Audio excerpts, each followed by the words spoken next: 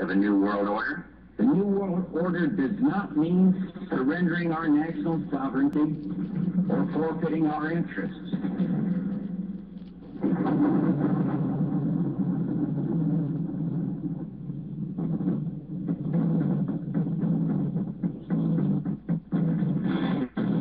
He took an oath to defend the Constitution of the United States of America. By some, he's been called controversial.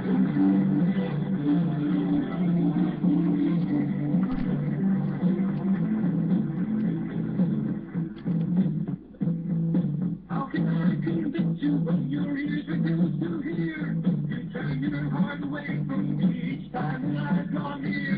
Your eyes refuse to meet with mine, they glance away in fear.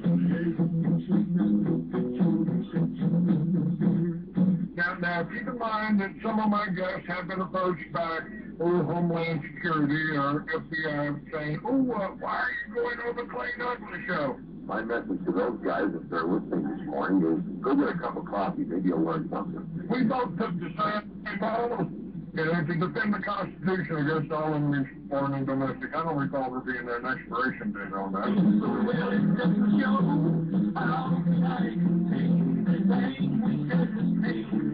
Knowing that your eyes blinded by the light. He is the free American, Clay Douglas. Your eyes blinded by the light.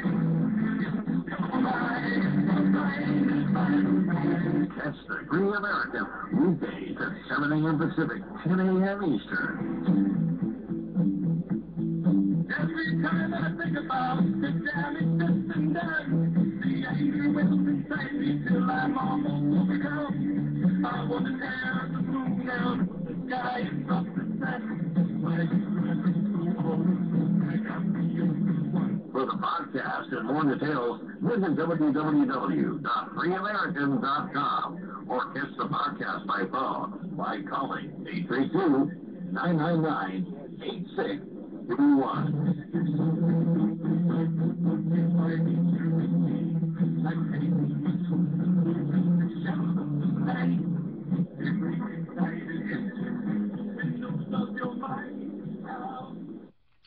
Good morning, ladies and gentlemen. Welcome to another edition of the Free American. I'm your host. I am Clay Douglas.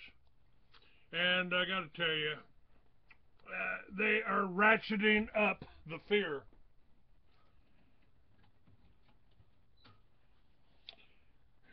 They want you to be afraid. They want you to be so afraid that you're paralyzed by fear. And you won't be able to make any conscious decisions or organize a resistance because the enemy is invisible. The true enemy are banksters out there. Same ones that control the media. Same ones that control our money supply. Same ones that are keeping you in poverty. They are creating enemies for you. They tried to make me into an enemy. Oh, Clay Douglas started their militias. What you didn't understand, and probably most of you still don't, is that the militia is not Al-Qaeda, it's not Al-Qaeda, it's not ISIS, or the Israeli Secret Intelligence Service. The militia is you, me.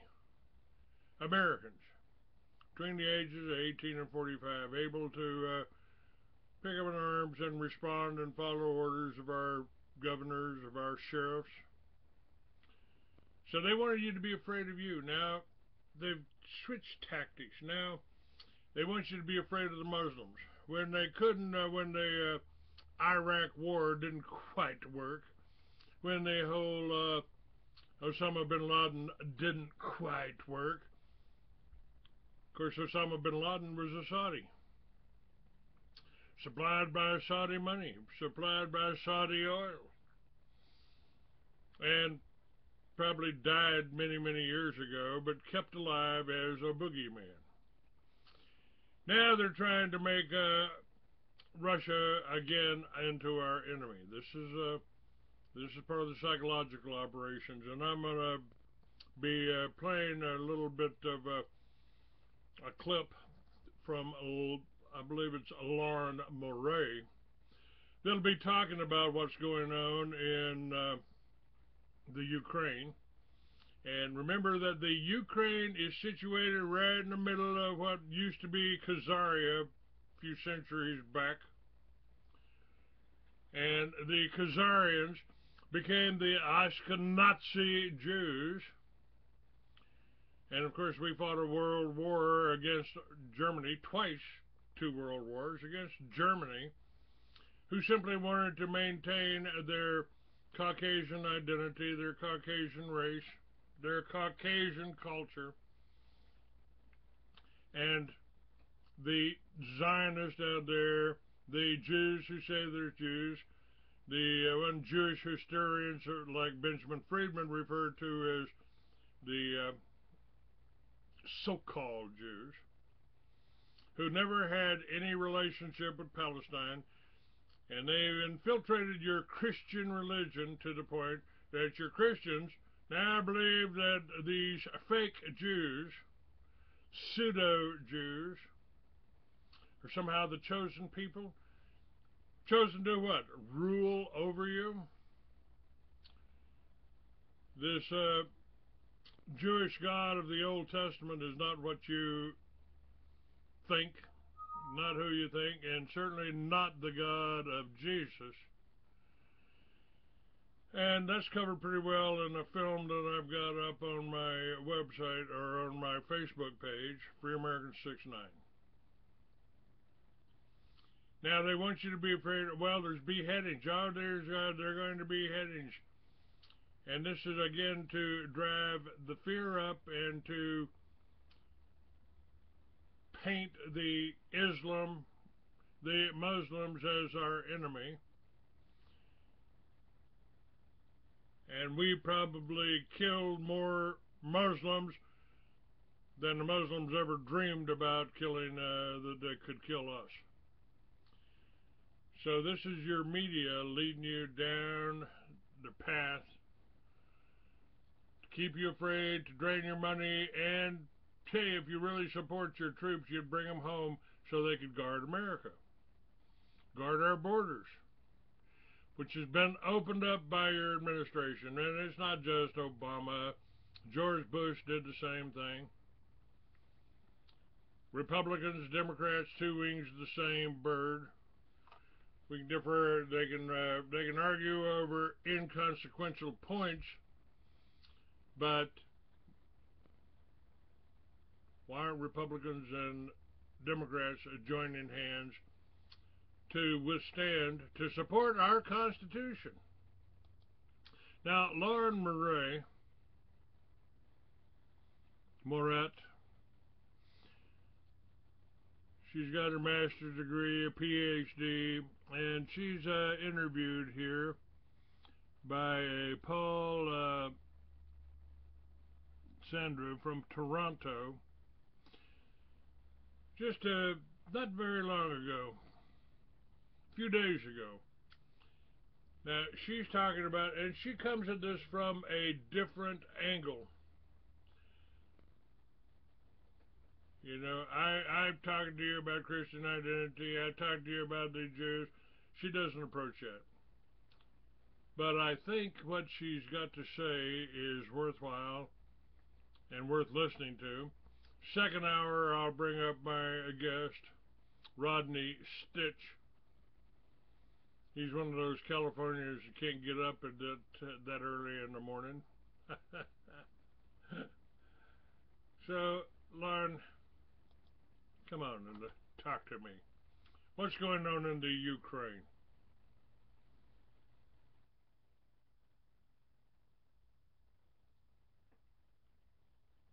Hello and welcome. Today is Tuesday, September the 16th, 2014. This is Paul Sandhu coming to you with another episode of Wake Up and Live Radio. I have on the line with me today a repeat guest who has been with us many times now, and that is Ms. Leuran Moret from Berkeley, California. Leuran is an independent scientist, and she is a journalist. She has traveled the world. She has appeared on many tribunals and panels and committees to debate and discuss and to inform people of the dangers of radiation, of depleted uranium, of the nuclear industry, and much more. All right, I want to stop it there for a second to tell you what she stated here. She talks about the ruling elite have been carrying out secret nuclear wars for the purpose of depopulation since World War II under the guise of atmospheric testing for the national security, nuclear power too cheap to meter, and depleted uranium kinetic energy bullets. So, under the title of Global Nuclear Cover-Up, just to give you a little bit of insight into her background. She's interviewed a lot by Alfred, who I've had on my show before. Without further ado, hello and welcome, Leuran.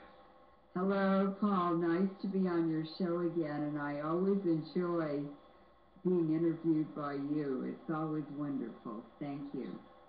Well, you know, the feeling is mutual because you are a wonderful guest, because you have, you have studied your information and your research is very detailed, and that is always, I find I learn much, when we do these programs myself, as do the listeners.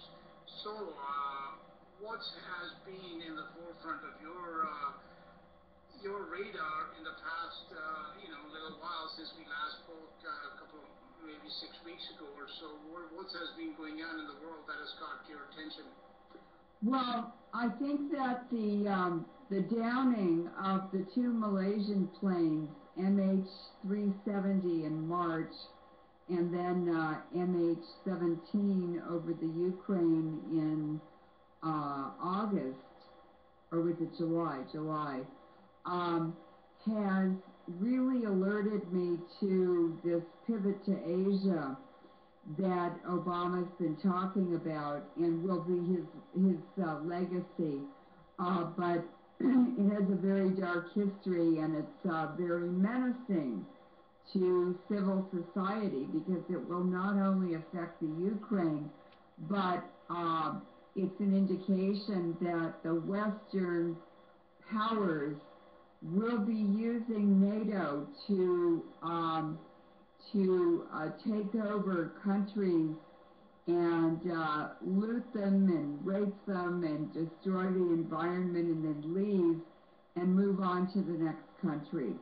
And just as we are speaking today, in September of 2014, and we're going to discuss the Ukraine for part of this interview, the Obama announced yesterday on September 15th that he's sending troops to 2 countries in Africa because of the Ebola breakout.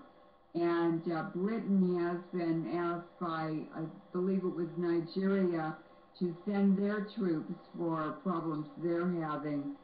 So here we have these military excursions that are really based on requests by the host country or a country that is troubled for some reason. And in the case of Africa, it's the Ebola breakout. In the case of the Ukraine, it's part of the eastern part of the Ukraine where people are pro-Russian, and they're actually primarily ethnic Russians who want to secede from the Ukraine and become part of Russia, as the Crimea did in the spring. I believe it was in April. They had a referendum and voted to leave the Ukraine and to become part of the country of Russia, the state of Russia. So that brought in NATO, it brought in the United States, who is interested in looting the country, getting the oil and gas rights, fracking the country, and right now, this week, in 2 more days, Scotland will be voting on seceding from England, from Great Britain, over the fracking issue. And that also has become an issue in the eastern Ukraine, where Chevron, British Petroleum, and I believe ExxonMobil all have interest in fracking and drilling for oil and gas. And of course that destroys the local water supplies, poisons them, just as they've done in the U.S., in Australia, in New Zealand. In fact, they've done fracking all over the world for the last 8 or 10 years. And they're using chemicals that are actually completely illegal, but they get a waiver because it's often Halliburton doing the fracking, and that is basically the Rothschild. So, Leuran, sorry to interrupt you, but I think you have covered a lot of territory in your brief introduction here, so we would perhaps focus on one of the topics at a time. So now you mentioned things like pivot to Asia, and of course Ebola in Africa, the fracking issue and other problems in Ukraine, the adventures and misadventures of NATO and their dark agenda. So we are let's begin perhaps by going to, since that is that topic predates this Ebola issue, let's talk about Ukraine and this pivot to Asia. Yes, this What's whole... going on in Ukraine, and what information have you received in regards to this matter? Well, this all started with the colored revolutions of George Soros that were actually mostly student movements that started it starts in universities where foreign students are invited to universities, for instance, Berkeley, UC Berkeley here in California. And I've had roommates who were part of the Open Society program. They bring them from Mongolia, Kazakhstan, countries that are targeted for their oil and mineral resources by the New World Order, and George Soros is their agent. This is also going to happen in the countries with the Ebola outbreaks. Soros is already busy and involved in those countries. And the students are taught how to overthrow their own countries. And it's even happening in the United States as a result of the Occupy movement, which is a George Soros-funded Open Society project within the United States. And so the Orange Revolution is the revolution that began in the Ukraine, and a woman named Timoshenko. She's a sort of a blonde woman with a Russian braid that she wears on her head. And that's their ex-prime minister, isn't it? Yes, she was a sort of an appointed prime minister for a short period of time. And she immediately illegally transferred funds out of the country that go to the IMF or the World Bank or the Federal Reserve. She's part of a series of very crooked, very corrupt ministers and politicians who have infiltrated the Ukrainian government for the purpose, under the guidance and the orders of the U.S. State Department and Victoria Nuland. They are looting the money, the resources, giving contracts to oil companies at very cheap prices, And they've also started a movement to have the Ukraine join the EU. And the present president, Poroshenko, who's an oligarch who supposedly made billions of dollars in the last 20 years selling chocolate in the Ukraine, but actually he's a drug and arms dealer. So he's another one of these shady characters, and there seems to be a lot of them in Eastern Europe. There's a lot of them in the United States. What she is describing here is exactly what's going on in the United States. Your politicians have been corrupted. They've been turned. They've been used. George Bush, if you get my book, Mystery Babylon, and you should do that, $10 you can read 500 pages that show you exactly how George Bush, as director of the CIA, brought in the cocaine, got the people in America addicted to the cocaine, brought it in with the help of Bill Clinton. And folks, if you make a donation to freeamerican.com, if you go to shop.freeamerican to get copies of the magazines that I put together, nice compilation of all the stories, everything we talk about, what's happening there month to month, you're supporting Truth Radio, you're supporting Crusade Radio, you're supporting me, and the only thing I want is to get the truth out. I don't want to run anything. I don't want any big organizations. I don't want a big payroll. I want to be able to repair my equipment when I need it, maintain the satellite, maintain this radio show, and I need your support to do that. I am not taking advertising, not looking for advertising, because I know what happens to you. As soon as you advertise on the Free American, the ADL, the Southern Poverty Law, start calling you up, threatening you. They've done it to deal after deal that I put together, $1 million deals, $1 million companies, and I watched how they destroyed it from a high level. And what she's talking about in the Ukraine, what she's talking about in the Ebola, sending our soldiers to Africa to fight Ebola? What? We got a disease here.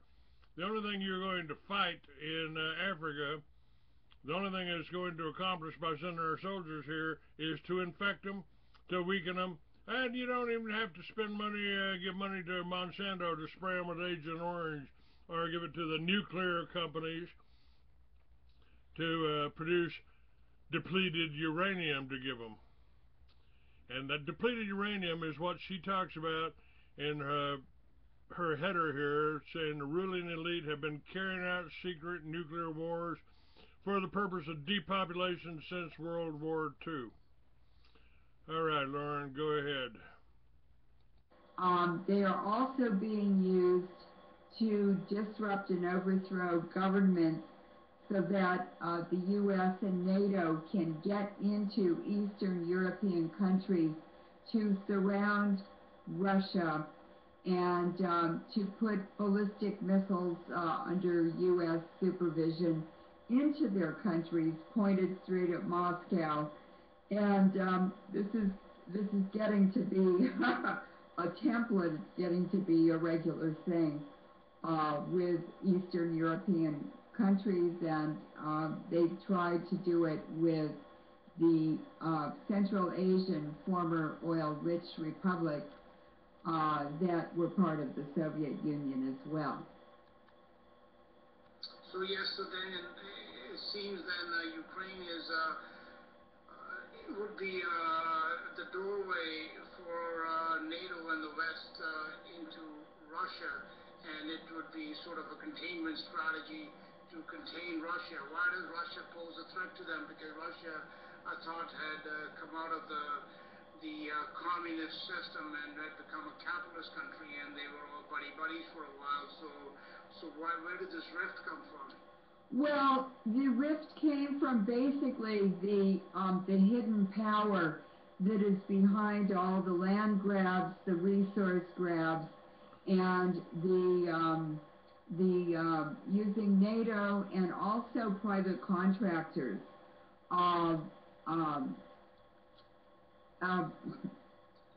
Blackwater? Yes, Blackwater. Blackwater has been involved in the Ukraine overthrow of the last, I've forgotten his name, Yurishenko or something. Yeah, Yurishenko. His overthrow, and there were some demonstrations called the Maidan demonstrations in the big public square in Kiev. One was in December, and then I believe another one was in March of 2014, December 2013 and March of 2014. And 40 of the Blackwater contractors were shot dead by snipers in the Maidan demonstration in March.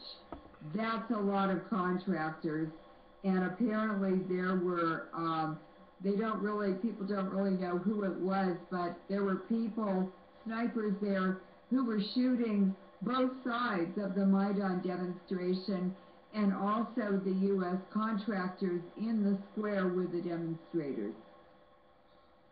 Okay. Yeah, this story is very, right from the beginning, it's been very suspicious as to, who was involved and who's doing what, because certainly what's been reported in the Western media, we cannot believe any of it, that this is, because this certainly seems to me was not started by Putin, was it? Oh, no, he's been very, very open and declared many times that Russia will not be involved in any wars over the Ukraine. He's not interested in wars. He can only lose money, lose support of the Russian people by involving Russia in wars. And what he is bound to do by the Constitution of Russia, which is exactly what he's fulfilling, his legal obligation as leader of the country, is to protect Russian populations from mistreatment or whatever in other countries. Now, the Ukraine is an independent country. It gained its independence from the Soviet Union 22 years ago, when the Soviet Union was dismantled, or it collapsed basically because of the Chernobyl disaster, which was a false flag, and the United States was very involved in it. I was working at the Lawrence Berkeley lab, and I know that when Chernobyl happened, and I know that Livermore lab people, scientists and Department of Energy people and so forth, were in the Soviet Union at the time that Chernobyl happened, and they were behind the fence at Chernobyl right after it happened, and Gorbachev was targeted with a coup. It was pretty chaotic over there. But an Indian Admiral Bhagwat, Vishnu Bhagwat, told me that he had been to the Soviet Union many times inspecting their nuclear power plants. He'd been to Chernobyl, and he said there's no way that was an accident, that there were 12 levels of safety measures that had to be dismantled in a specific order in order for Chernobyl to have happened. And he said it was deliberately done to take down the Soviet Union and end the Cold War. So you see these transformations of power and geopolitics and politics, politicians and governments are triggered by these false flag events, and almost all of them involve nuclear materials. I discovered that when I was looking at global oil prices since 1946, and I said each time the value of the dollar declines, the oil prices decline, and what they do is they have a false flag: Chernobyl, 9/11, Mogadishu, Somalia, a Gaza attack, Iraq attack. all these wars and false flags are happening to boost the value of the dollar and therefore oil prices, because oil prices were pegged to the value of the dollar. So it's all manipulated, Paul. It's amazing to discover this stuff, but it's all on the front page. None of this is classified. You just have to think of ways to tease the information out over specific events and then put those events together, pegged to, in my case, to the dollar value in oil prices. And then there it's just as plain as day. It's very easy to understand. And so the Ukraine is no different than what's happened in Iraq, Afghanistan. There's an excuse for Western powers, NATO, the U.S., to move in with the military and military advisors and other kinds of advisors. The oil companies come with them because that's actually who the beneficiaries are. And also with them come the fantastically wealthy oligarchs who, in the case of the Ukraine, they are not only funding snipers and Halliburton and Blackwater, but other private contractors, Polish ones, and from other countries, and they come in and they're lawless. They shoot anyone they want to. There's no reparations for them. They're outside of the law, and they are not accountable. And that's exactly what's happening in the Ukraine. But what happened in Maidan, the demonstrations that should have been peaceful, is that snipers came, and it turns out that they had been hired by the oligarchs. Kamenetsky is one of the major ones, and he's the governor of one of the eastern provinces involved in secession from the Ukraine. They're pro-Russian people, and something like 85 or 90% of the oil and gas deposits in the Ukraine, and there are a lot of them, are in that eastern part that is trying to secede. So he's living in Switzerland because he doesn't want to get arrested for war crimes that he's already committed in other countries.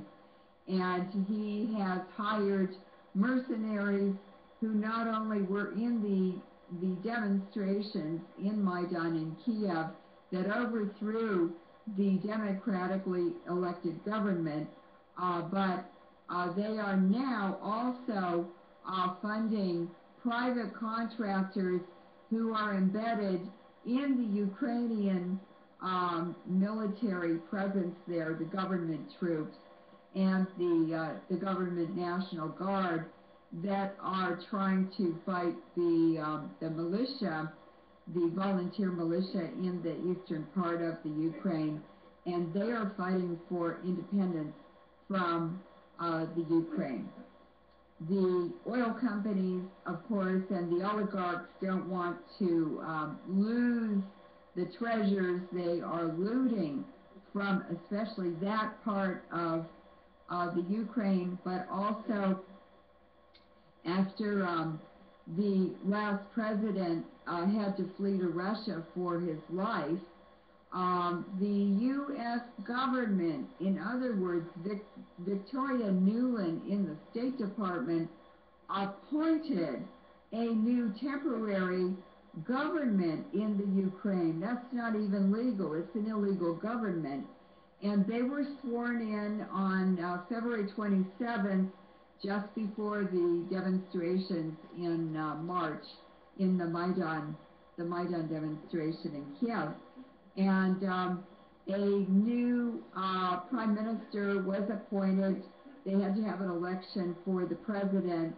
And so this new temporary prime minister, who is a banker himself and a real sleaze, his name is Yevsenyuk, and I couldn't even believe this, he transferred and flew to Washington, D.C. on March the 6th. All of the gold reserves that belonged to the Ukrainian people, the Ukrainian government, and they were secreted to a plane that was waiting on the runway in the middle of the night outside of Kiev, and 33 tons of gold were moved by American special ops, either government special ops or hired special ops by such as Blackwater, and the gold bars were packed in 40 boxes. They were put on a plane without any markings on it, and it took off. It had the engine running the whole time, and it got the heck out of the Ukraine as fast as the gold was loaded, and a mysterious person appeared at the last minute and got on the plane, boarded the plane. And I have photographs of Obama on March the 7th with Yatsenyuk, the former prime minister of the Ukraine, but at that time he was acting prime minister and he was prime minister and appointed. He was temporarily appointed prime minister, as well as being he was appointed the president. Now, for you listeners that just joined in Crusade Radio, we had some problems connecting. Evidently, the former host didn't hang up in time, so it took me a little while to get back. And what you're listening to now is Leuran Moret. She is talking about the Ukraine, what's happened to the Ukraine, what's going on with Russia and the Ukraine. You can hear the whole show up at freeamerican.com on Blog Talk Radio. And my apologies, just took a little while to get back in. Rarely. So he was prime minister and president, and he was in Obama's office in the White House doing this shaking hand stuff and buddy with Obama. And of course he got something like a 10% cut for delivering those gold bars to New York City to the Federal Reserve. They were deposited in the basement of J.P. Morgan. So this is how they do it. So what you're saying is then this is the MO is that wherever this destabilization occurs, there's always the intent of looting, whatever treasures or gold or anything that is of value.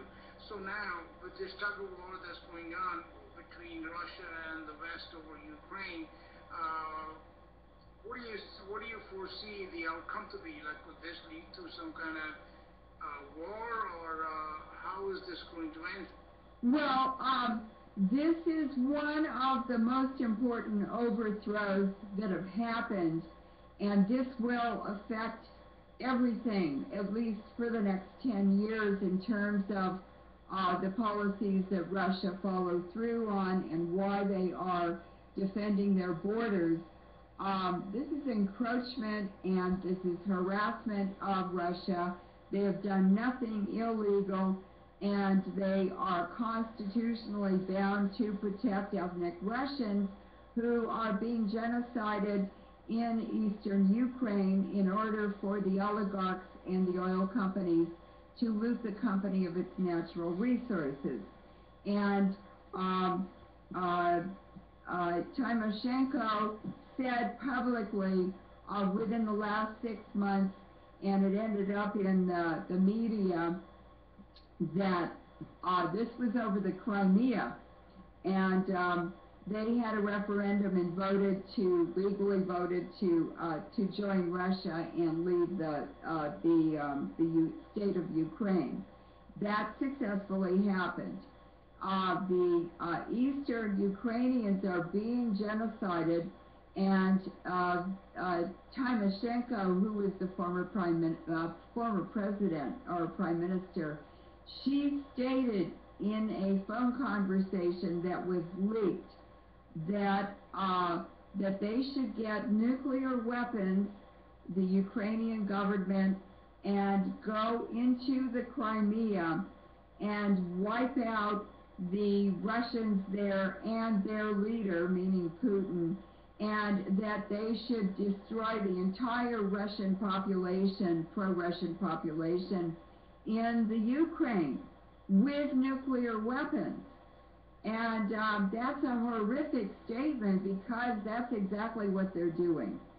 And now they've been using... So now, as you have read recently, that after that NATO summit, that they are now arming the Ukrainian, the anti-Russian side. That NATO is arming them. The West is supplying them. France and England and U.S. They're all supplying them arms so they can exacerbate this conflict and make it bigger.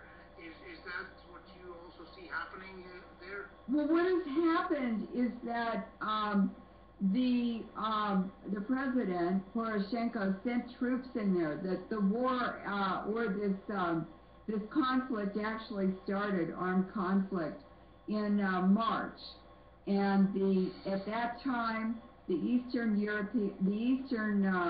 Ukrainians, the pro-Russian ones, realized that they were going to be genocided and they did not want to be under this illegal government. That's a pretty reasonable reason to secede.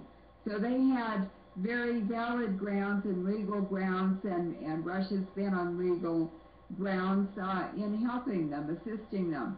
But Putin knew that this was really the U.S. and the British and the oil companies trying to lure Russia, pull them into a world war, and that would drain money from the economy of Russia. It would block and stop and modify the growth effects. Russia's going through a huge transformation right now, and they are also allying with China. And so that would have been, this conflict was a way to draw Russia into a big world war, which NATO and the Western countries want because their economies are all collapsing, and they make money on wars. So, Poroshenko... So the agenda is to instigate a war, yes, to cover up their decline of their own economies, yes, and decline of their economic power. right. So that a war would hide those the criminal activities that the major banks have been involved in, and secondly, it would offer perhaps more control to the elites, because at the end of the day, when it's all said and done and everything has been destroyed, then they can rebuild from the pieces, order out of chaos. Is that what...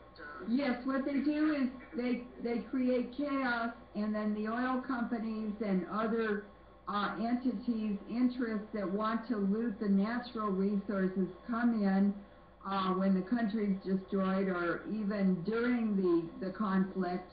Already oil companies were fracking while the soldiers were fighting. And finally the oil companies left because the war got so dangerous, and no one ever expected the militia, the volunteer militia, the pro-Russia troops. These are just ordinary people who are picking up Kalashnikovs, and that's all they had, a few guns to start with. Well, Russia helped them. Putin had advisors who went in and advised them. And then there were some Russian soldiers who volunteered on their holidays and went in. That is legal for them to volunteer because the Ukraine has volunteers also.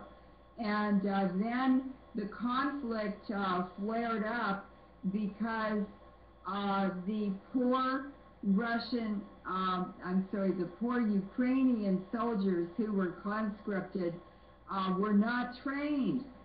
Some of them weren't even given guns, and they were sent to this war front. They had a lot of equipment. They had about 25 Su-25.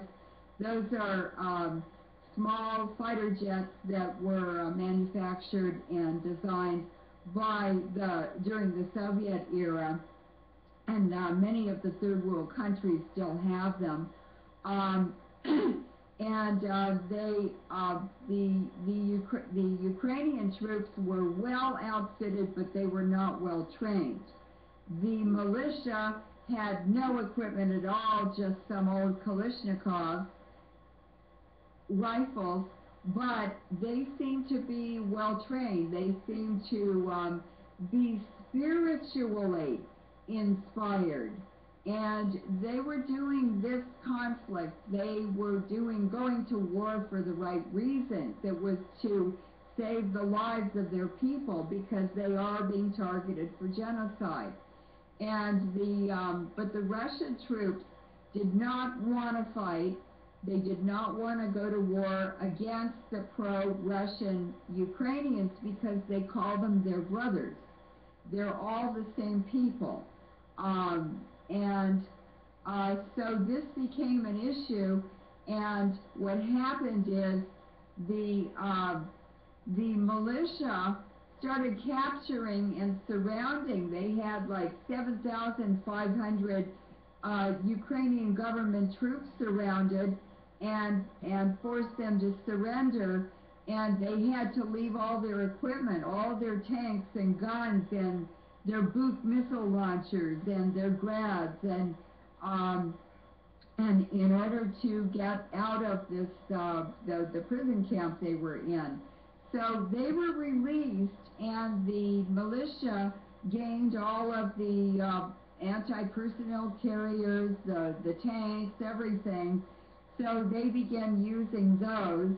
Now they're much better strategically than the Ukrainian government troops, so they ended up surrounding them again. Another 7,500 Ukrainian government soldiers ended up surrounded, and their equipment was taken away. But in that military pincer movement, it was actually the Stalingrad pincer movement that Khrushchev carried out to keep the Germans out of Russia in World War II.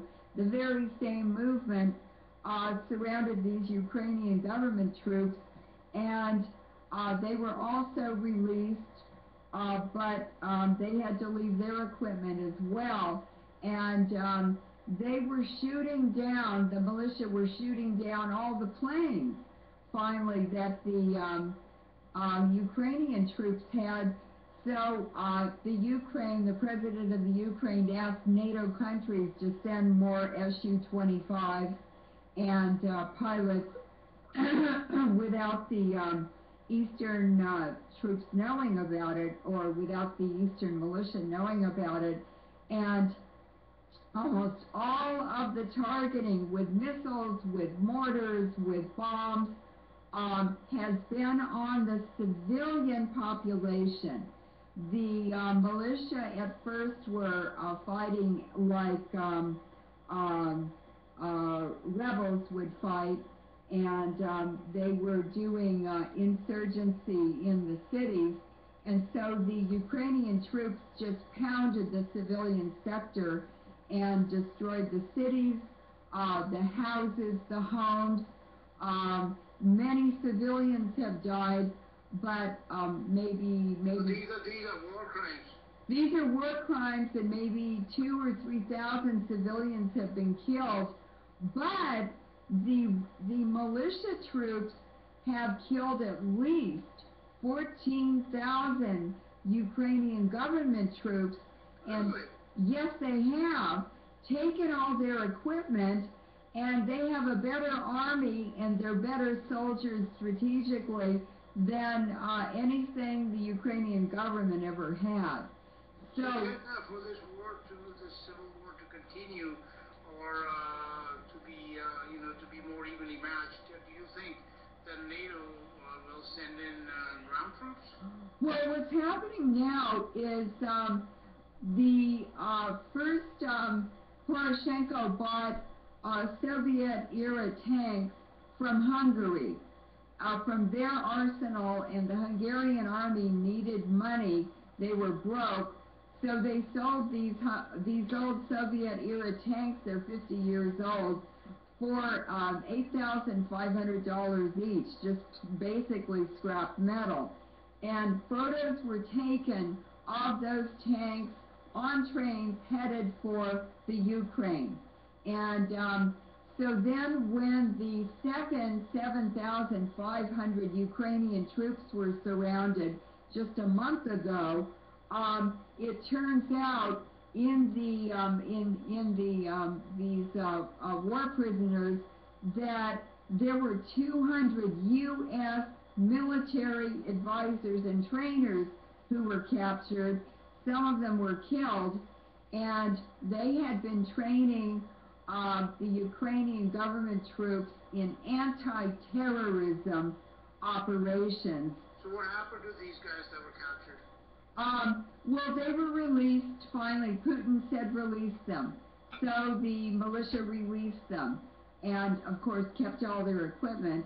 But then what happened is, this is twice that the commanders of the Ukrainian government troops were killed, wiped out in both of those big battles. Now, I also read that a lot of these guys that were defecting over to Russia. And so what happened is, after the first group were surrounded, Poroshenko has provided almost no food since the conflict started, and they keep running out of supplies. They are walking out of a lot of situations because they don't have gasoline. They've run out of missiles, out of bullets. They don't even have arms. And so they surrender. They're fed up with no support from the Ukrainian government, from the Kiev. They call them the Nazis. And so they walked across the border, 600 at a time, into Russia and joined the Russian army. So they're being trained and for probably 4 months, and then they're being sent back in to work with the militia. Okay, that's good. So let's move on from this. Yeah, so this is something that that looks like it's going to drag on for a while. I don't see any. Putin is not going to invade the Ukraine under any circumstances. So they're going to allow Ukraine to self-destruct, basically. Well, they have to self-destruct. Yes. All he has to do is to support the rebel movement, and Poroshenko and his government eventually is going to collapse, or there will be a coup. I hear that they're already ready to flee to Switzerland, and it could happen relatively quickly. That would be good. He does have elections planned for October, where the parliament seats, he has stated publicly, he wants to get rid of the troublemakers in the parliament who don't agree with him and what the Nazis want to do. So they're having another election in October, but he may have to flee before that election because it's very unstable, and already the rebels could actually outrun the army and take Kiev. Well, the security arm of the government is already wiretapping its own soldiers fighting in the eastern part of the Ukraine because they're afraid of retaliation from their own army turning on them and coming back to Kiev and assassinating them and taking the military. The military already in March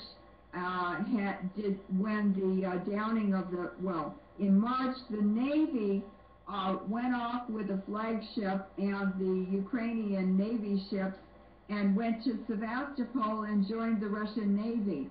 The whole Navy evacuated the Ukraine in March, and the Novorossiya militia, that's the pro-Russian militia, they're getting the army troops from the government troops are joining them, and now other provinces or other sectors, areas of the Ukraine are demonstrating against Poroshenko and the Ukrainian government in Kiev because they don't want their sons conscripted for these wars, for this war, because there's no way to win it now for Poroshenko. So what it seems like to me then, Leuran, is that this war is, which was not, the Ukrainian people themselves that wanted this to begin with, but they were sort of forced into it. Now, it is not going to be won by the Soros crowd by the looks of it. So it seems like then NATO is not going to be able to establish themselves in Ukraine, that Russia will maintain that sector, which is in their very strategic interest to do so. So is that the reason why that the limelight has now shifted from Ukraine to this ISIS and ISIL and all that sort of thing, because the powers that be realize that they're not going to have victory there? Oh, Obama has egg all over his face, all over his feet, all over his presidential suit. This is a total failure. And on top of that, it's bankrupting the United States. It's bankrupting the EU because now they have to pour money into Ukraine. Their militaries have to donate equipment, heavy equipment, tanks and planes and everything, to the president of the Ukraine so he can go on. And it's the oligarchs and the oil companies that are going to profit, and basically the Ukrainian government and Poroshenko's actions have genocided his own Ukrainian army, which was part of the plan, genocided the pro-Russian people because the whole area is torn apart. All the houses and buildings are destroyed. The infrastructure's been blown up, the railroads and bridges and everything. And the whole entire eastern Ukraine where they've been fighting is now contaminated with depleted uranium. So now he's going to bring in, this was always planned this way, to bring in the mercenaries. And they are much more lethal. But Putin has trained and retrained the militia, so each time Poroshenko and the West, NATO and the U.S. make a move, Putin retrains the militia and prepares them to be tougher. And so every time Poroshenko punches the eastern Ukraine, which he's really punching Putin, Putin punches back harder. All right. Now, do you start seeing the relationship? This is the militia they accuse me of starting is getting tougher. They are getting better organized, and we will probably have support of the BRICS countries because our country, America, has been totally overrun, taken over by the same people that she's talking about running the Ukrainian government. Now, we're about to come up on a break here, and I'm going to be trying to bring up my guest, Rodney Stitch. Matter of fact, let's see if I can go ahead and bring him up.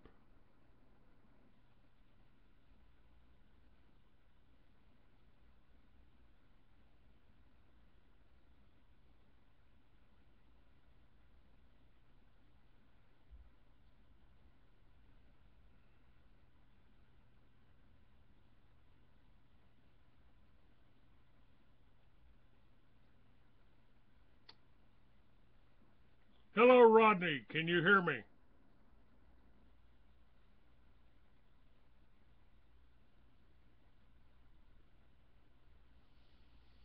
Okay, we didn't get that in. Let's try it again.